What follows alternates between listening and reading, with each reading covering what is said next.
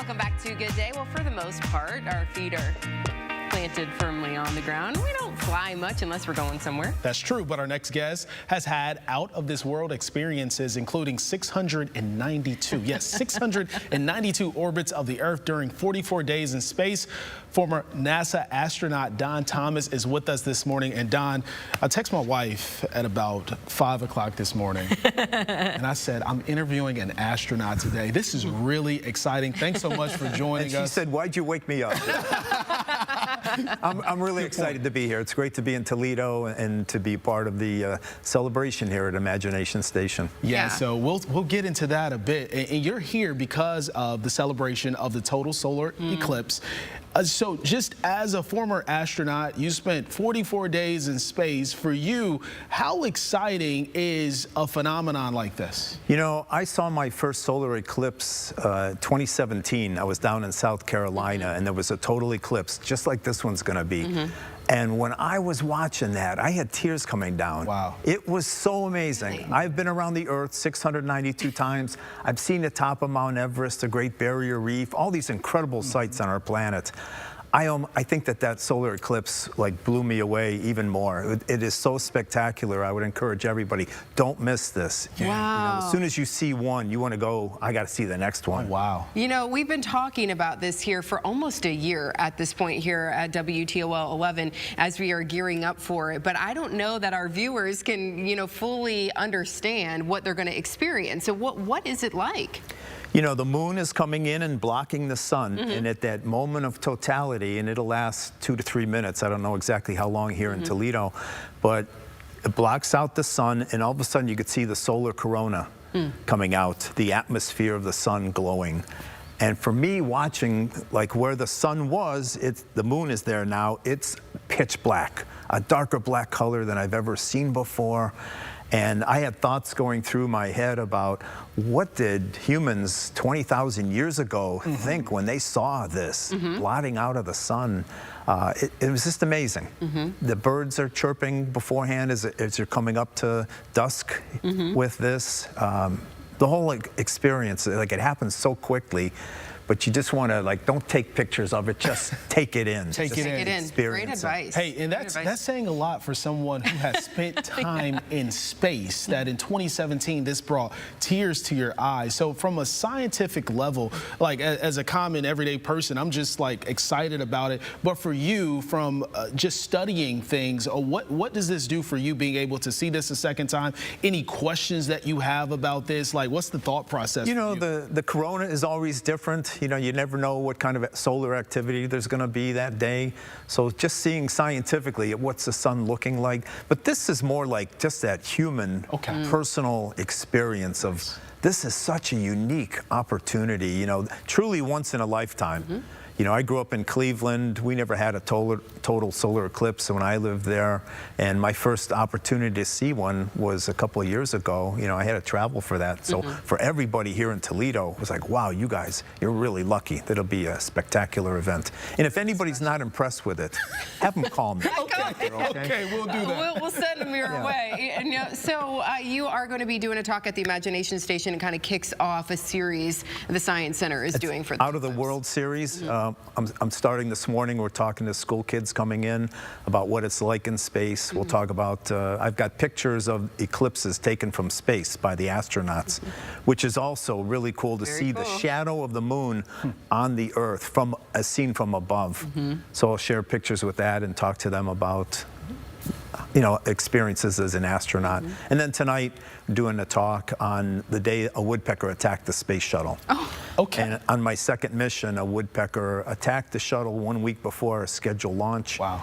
And it delayed our mission a month, and they patched up all the holes. So it's a fun talk on this woodpecker attack. All of that work, and a woodpecker comes in. And that's the thing. There's you have to, everything has to be in its place, for those launches not to get scrubbed and to go off as they're supposed to. Right. And, for something like this, it's a delay, and you could get mad and angry at that woodpecker, but for the crew, the astronauts, for all the workers at NASA, everybody just laughed. Like, this is so crazy.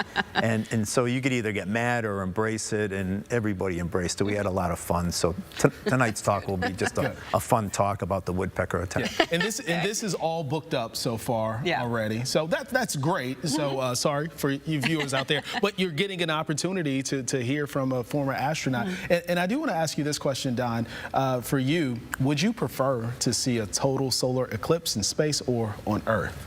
Well, I've seen one on Earth, right. So I would, if I had an opportunity to see it from space, just from the images I've seen, and I think only 20 astronauts have been in space during a solar eclipse. Oh, wow. So it's a pretty rare thing. With our space station up there now, we have astronauts up there 365 days a year, so it's more common. But so I think to watch it from space. That would be something. That would be the next step. Yeah. Okay, for you. Oh, that's awesome. But it's also, it is so impressive here. Trust me on this. We're looking forward to it. We're really getting excited about it. You know, in your time in space, what were some of the missions? What were you working on? So 3 of my 4 missions were science missions, and we did experiments looking at how fires burn in zero gravity, how plants grow without gravity, all kind of different experiments growing plants and animals up there. And one of my flights, my second flight with the woodpecker attack, we deployed a big communication satellite from the space shuttle. And we use those today to talk to the space station. All the images from Hubble Space Telescope, they get relayed through this network of satellites. And that mission was also unique because on that crew of 5 astronauts, 4 of the 5 of us were from the great state of Ohio. Oh, wonderful. Nice. And our commander was Tom Hendricks, right from here in Toledo, from Woodville. So strong connections. Awesome. Yeah, there's a nice mural of him on a pole barn when you go out to Woodville. So it's really cool to see that. So for you, I think back to, I wasn't around during this time, but the space race, right?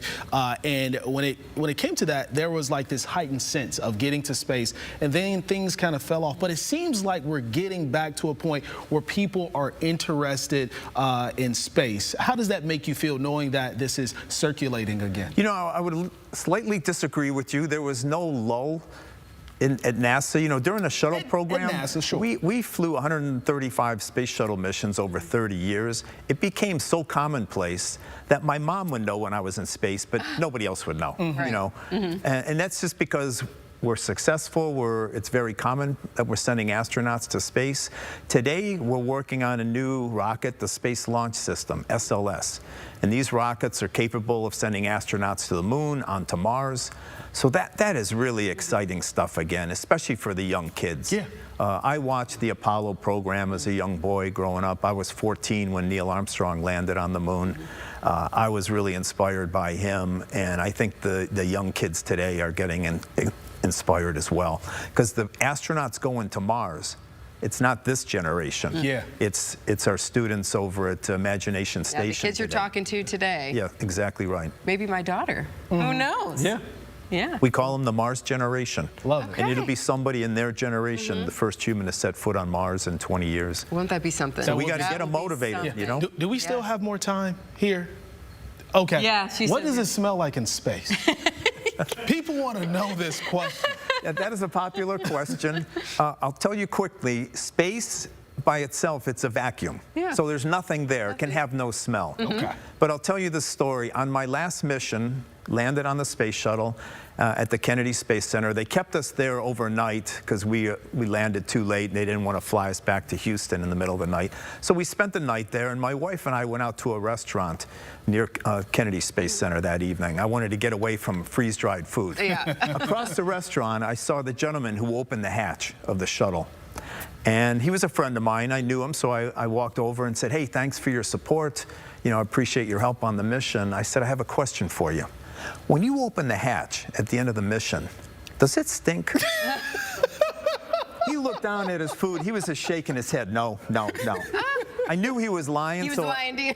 I pushed him on it because astronauts can't stink, right? Sure. I mean, Right? think about it. So I knew he was lying, and I pushed him. He said, "It stinks so bad." Oh. Because we have a full toilet, a potty there. We've got bags of dirty clothes, bags of garbage. Right. It had to stink, but I had to ask the question because you adapt. Because you don't know. You adapt to your surroundings, and that I didn't know that. So when people say, what does space smell like? I says, you know, it's got no smell, but I'll tell them that story. So the inside of the space shuttle, I have it on very good authority. It stinks. It stinks. Makes perfect sense.